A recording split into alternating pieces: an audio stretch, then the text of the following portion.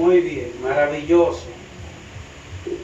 Un gozo como siempre, ¿verdad? Porque el Señor nos permite estar reunidos con el propósito de adorar, de glorificar el nombre de nuestro Dios, que se merece todo el honor y toda la honra y toda la gloria por los siglos de los siglos. Amén. Vamos entonces a continuar con el estudio expositivo, ¿verdad?, de la palabra de Dios, de Juan, el Evangelio de Juan. Hoy vamos a iniciar el capítulo 2 y estaremos estudiando hoy el capítulo 2, versículo 1 al versículo 12. Hoy vamos a aprender bastante, como siempre, que el Señor está presto para bendecir sus hijos, ¿verdad?, que anhelamos de su palabra. Entonces, nosotros vamos a leer la porción de Juan, capítulo 2.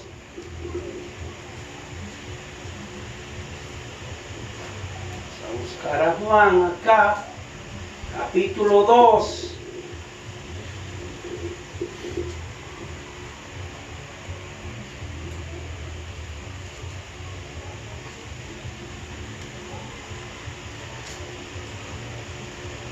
Buscarlo en este que está más efectivo. Muy bien.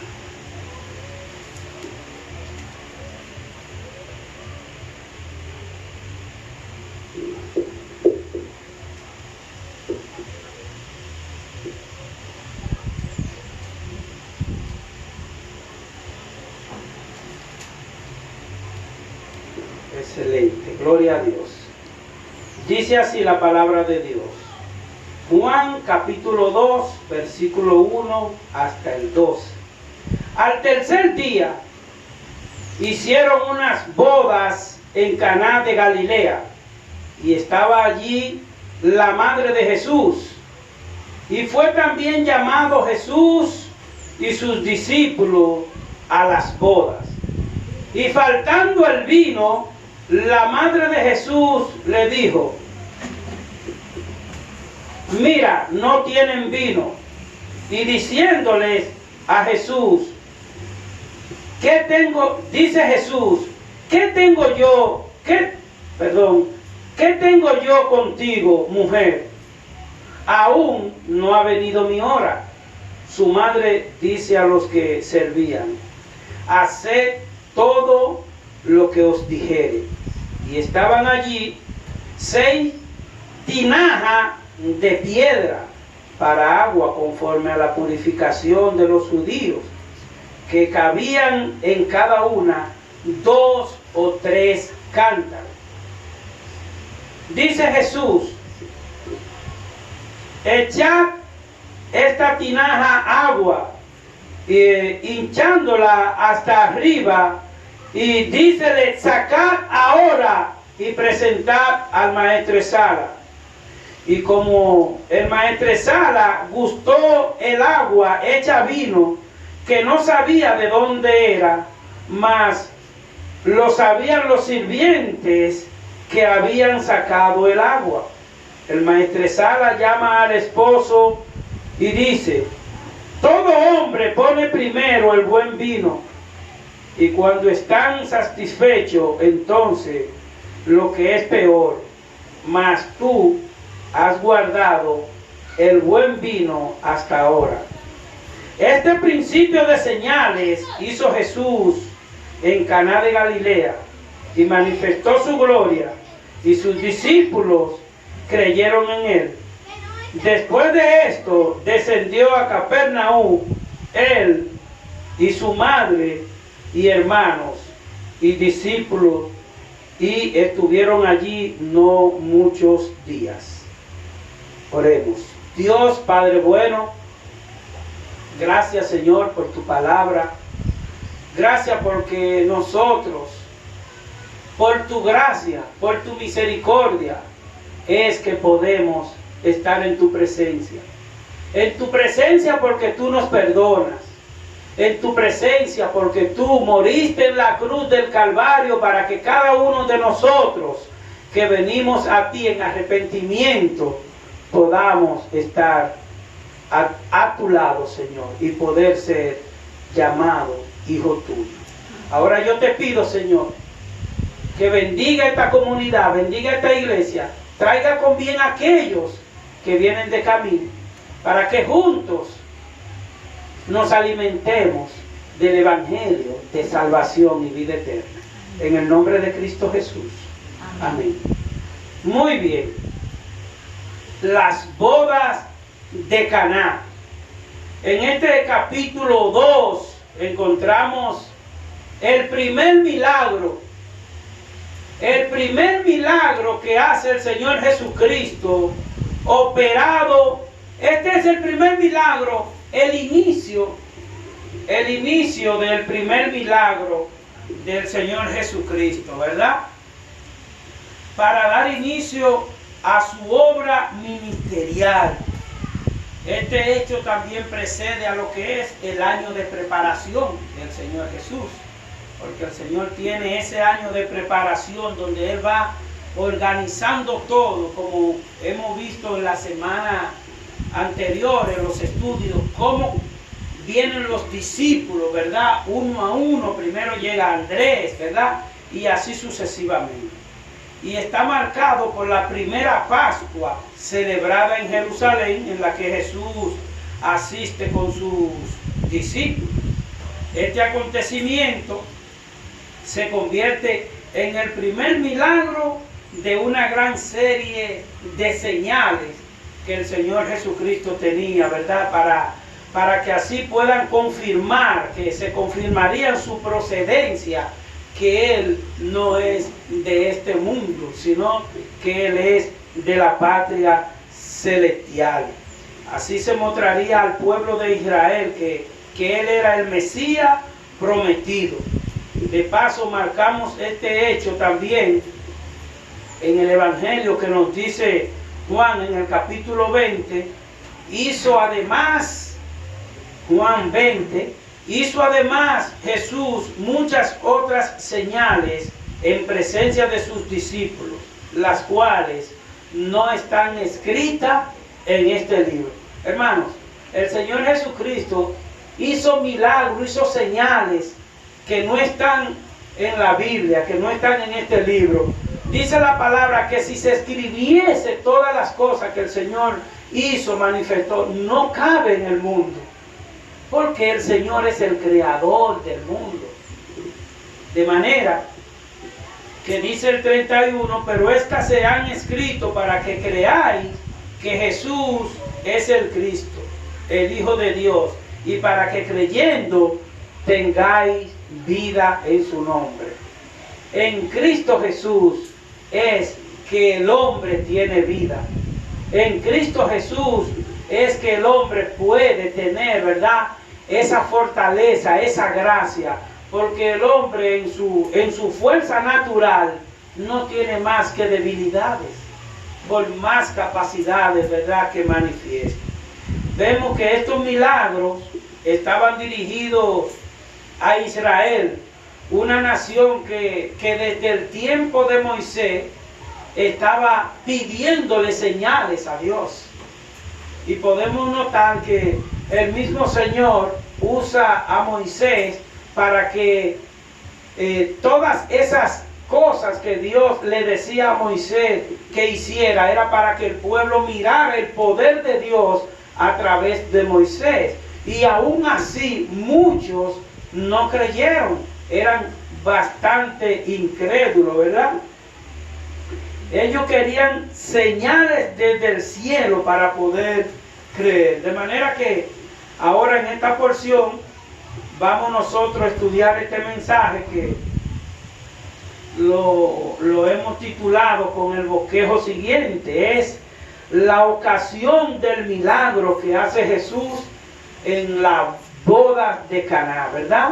La oportunidad para el milagro que hace el Señor Jesucristo y el propósito por el cual el Señor Jesucristo hace ese milagro, porque nosotros sabemos que todo lo que el Señor Jesucristo hace es con un propósito de manifestar la gloria del Dios eterno a cada uno de nosotros, para que nosotros veamos que tenemos que estar conforme a su verdad.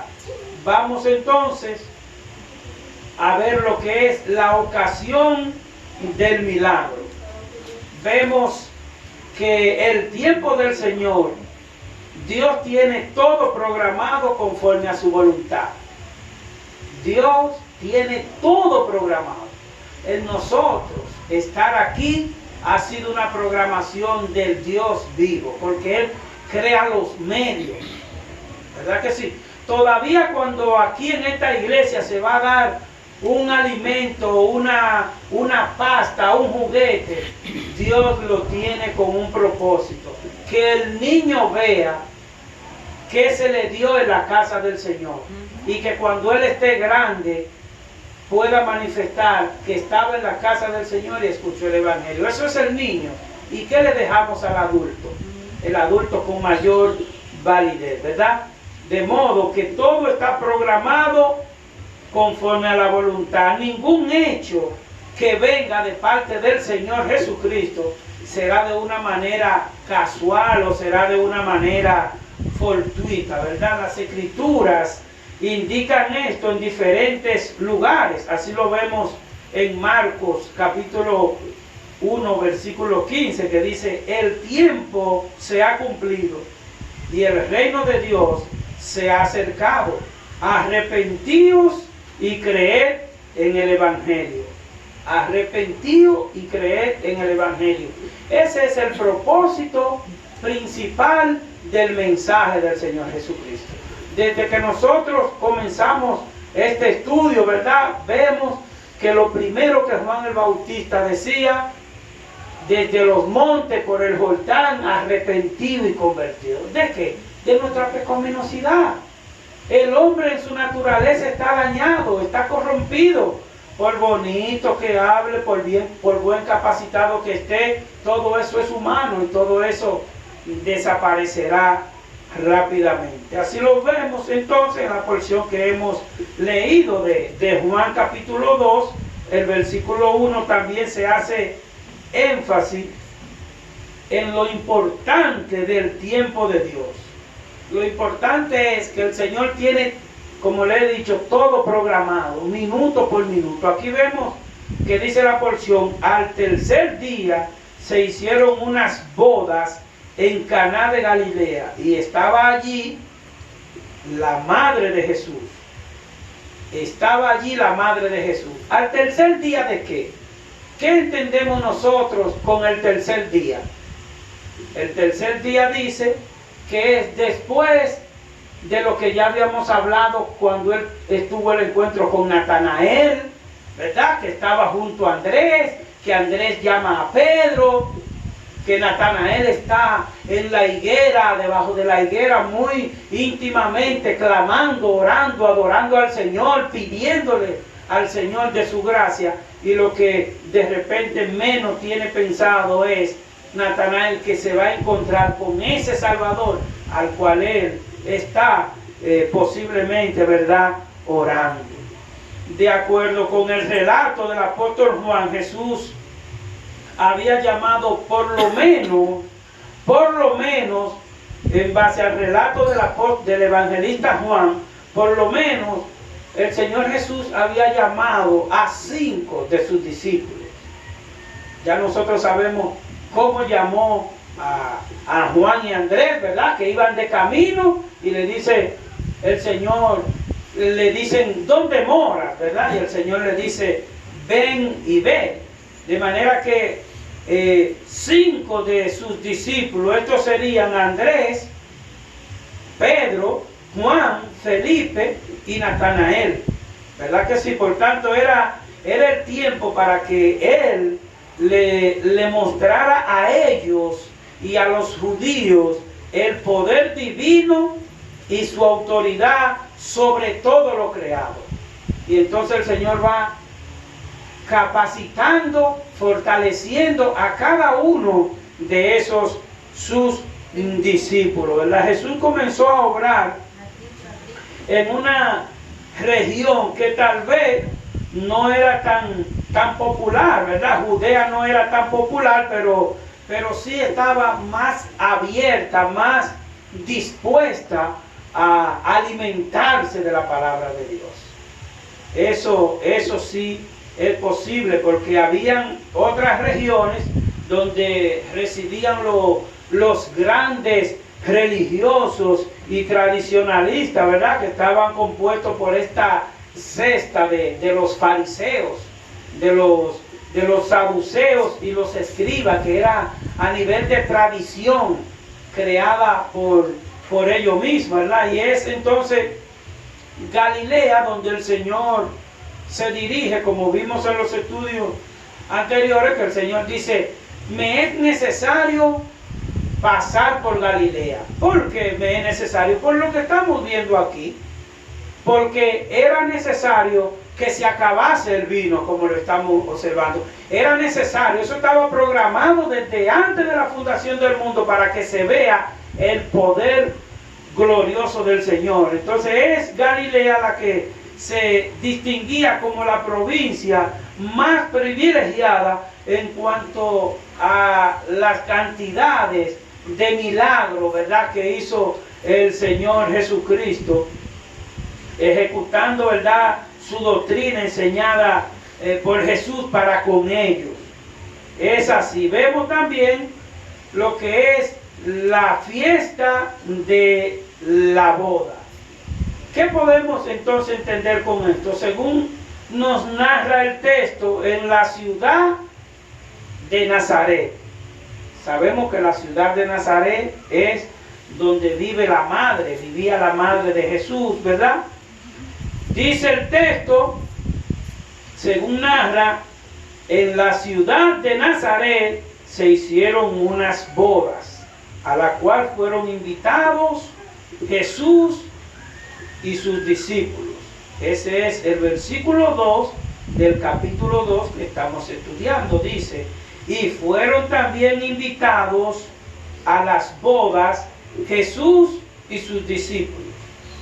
Aunque no se dan, ¿verdad?, los nombres de los novios, pero por lo que ocurre en el pasaje se evidencia que tenían una familiaridad.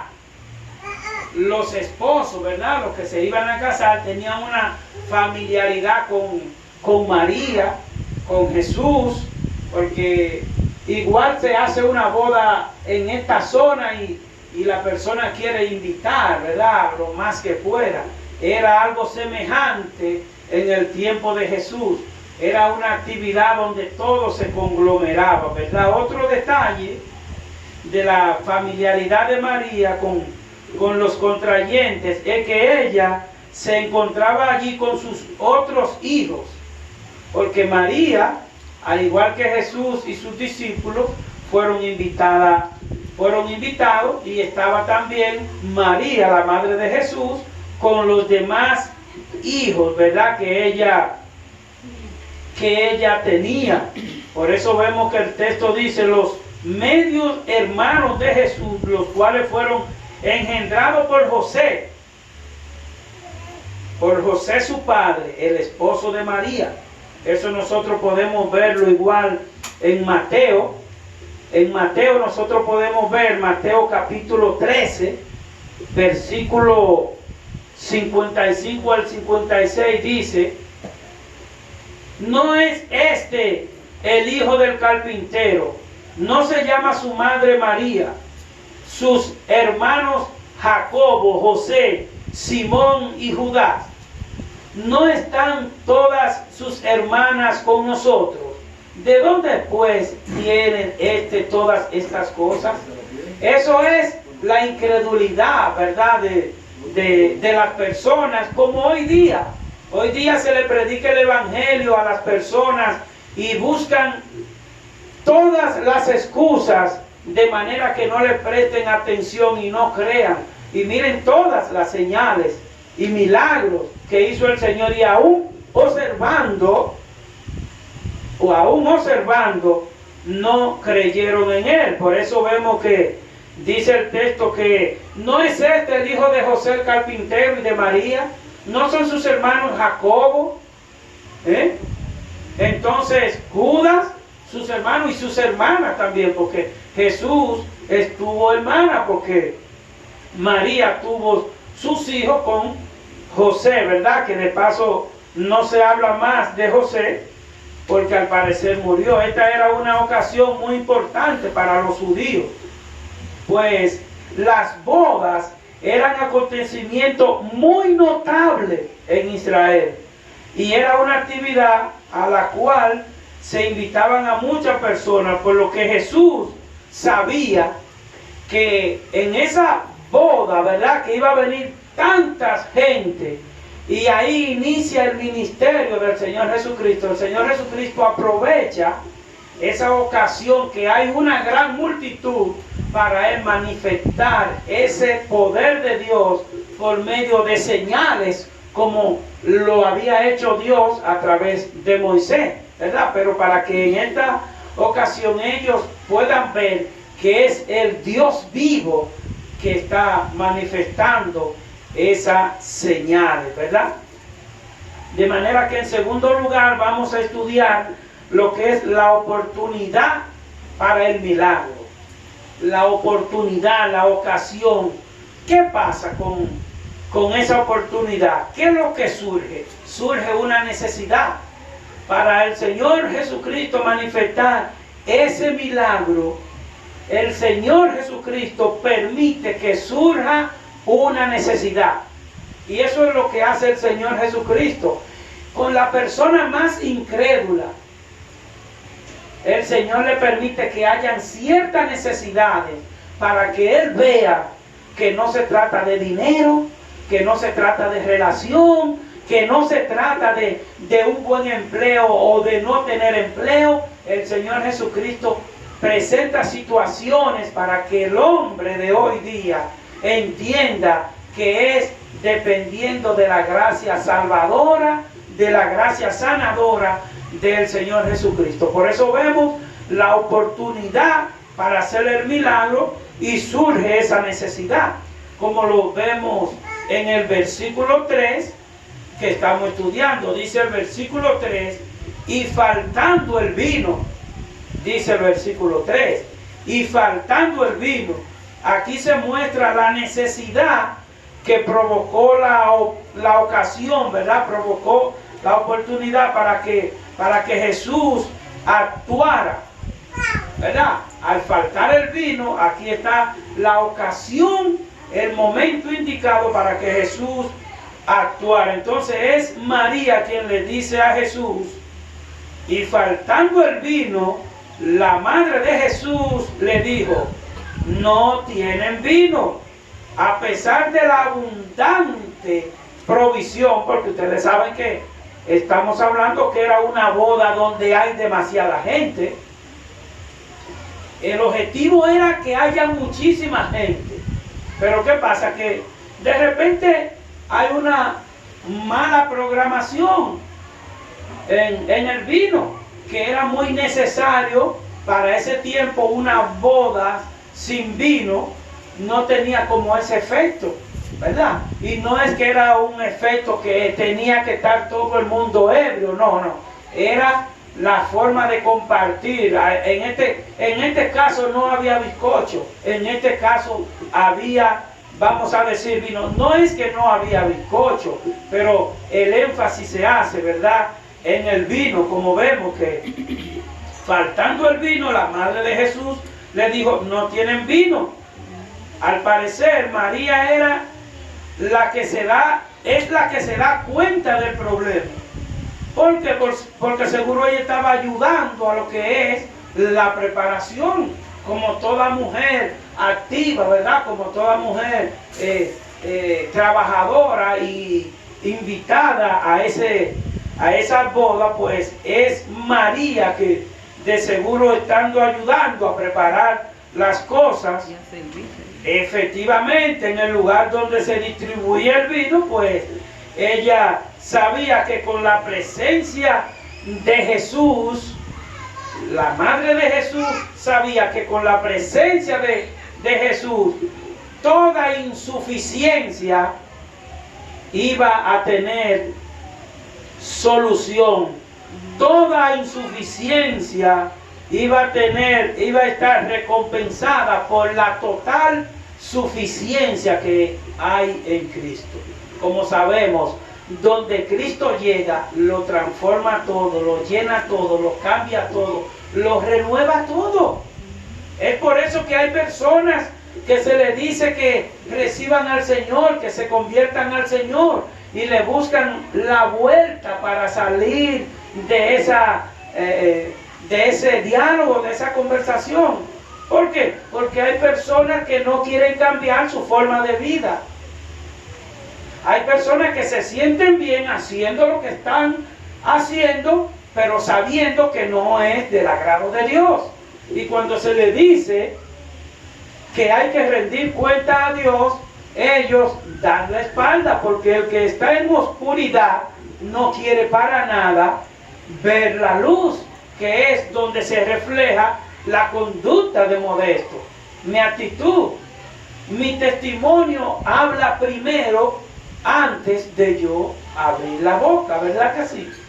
De manera que ahí nosotros vemos que faltando el vino, ya María sabe que el Señor Jesús, por eso ella le dice, mira, no tienen vino. De manera que el vino faltante era indispensable en toda boda judía. Oigan, hermano, era indispensable el vino en la boda, porque cada nación tiene su tradición. En México le gusta el picante, y una comida sin picante parece que es desabrida, ¿verdad que sí?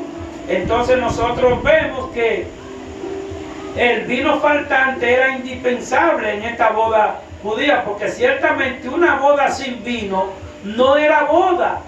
Y Dios sabía que esta problemática haría detener el programa de boda. O sea, si faltaba el vino, iba a tener que pararse, que detenerse la boda hasta tanto se continuara, ¿verdad?, con el brindis.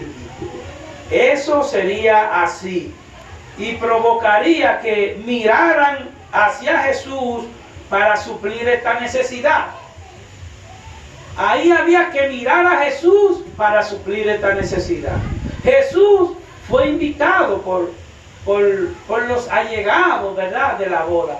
Pero ya sabemos que el plan de Dios es obrar en esa boda, como vimos en la introducción de este encabezado, la oportunidad para ese milagro, ¿verdad? Debemos aclarar que de paso, aún faltando el vino, es muy claro que entendamos esto, hermano, que aún se está hablando de vino en las bodas, que era muy necesario. Pero debemos aclarar que el uso del vino se condena. El uso del vino no se condena en la Biblia. Présteme atención. El uso del vino no se condena en la Biblia. Se puede compartir sana y juiciosamente una porción. Se puede compartir. Aquí no se dice que no podría tomarse, que de paso tenemos los versículos que amparan. Aquí debemos aclarar que el uso del vino no se condena en la Biblia. ¿Y dónde vemos esto? En Génesis 14:18, en Números 6:20, en Deuteronomio 14:26, en Nehemías 5:18, en Mateo 11:19. Se habla del uso del vino dentro del pueblo de Dios. De hecho, formaba parte de la dieta del judío. Y hasta se podía recomendar para el uso medicinal. Igualmente Timoteo. Pablo en una ocasión le dice a Timoteo que era necesario que tomara un poco de vino porque estaba mal del estómago. Porque el vino sirve para la digestión. Ahora, estamos observando cómo hay porción de la palabra donde muestra que no está en contra, ¿verdad? La palabra de Dios no está en contra de que se tome una porción de vino con su debido juicio. Ahora, ¿qué sí condena la palabra de Dios? ¿Qué sí condena el mensaje que Dios tiene para nosotros? Que es importante decir que esto no da pauta. Óigame, así como está permitido, como ya hemos visto los versículos ahí, que está permitido el uso, que no lo condena, pero también es importante decir que esto no es para dar pauta para justificar la borrachera. ¿Estamos entendiendo esto? Eso no da pauta, porque la Biblia no condena que usted tome una porción de vino. Ahora, esa Biblia que no condena, la palabra de Dios que no condena que usted pueda compartir como se estaba compartiendo en las bodas, esa Biblia que no condena eso, si ella condena la borrachera, la palabra de Dios es clara, ella sí condena, como dice el texto. Es importante decir que esto no da pauta para justificar la borrachera, lo cual es prohibido por las Escrituras y por tanto es pecaminoso delante de Dios. Y lo vemos que es pecaminoso en Levítico capítulo 10 versículo 9. Vemos que es pecaminoso en Proverbios 3, 31, 4 y 5. Isaías 28, 7. Habacuc 12, 15. Y así sucesivamente vemos donde Dios condena, porque Dios lo dice claro. Ni los fornicarios, ni los ladrones, ni los idólatras, ni los borrachos, ni los amanerados, ni los que se echan con varones, heredarán el reino de los cielos. ¿Qué es entonces lo que el Señor quiere que hagan los idólatras, los borrachos, los fornicarios? Que se conviertan al Señor. Por eso es que inicia el Evangelio de Salvación diciendo lo más importante: arrepentíos y convertidos. Sin arrepentimiento no hay nada, no hay inicio de nada. Por eso nosotros como iglesia estamos aquí, porque el que pone el arrepentimiento en cada uno de ustedes, como lo pone en mí, es el Espíritu Santo que da la convicción. Es el Espíritu Santo que te hace ver a ti que estás sentado y sentada ahí, que no estuvo bien lo que hiciste, que no está bien lo que estás pensando, y que no está bien cómo te manifestaste en tal situación. Eso no está bien. Eso lo hace el Espíritu Santo. Que entonces esa persona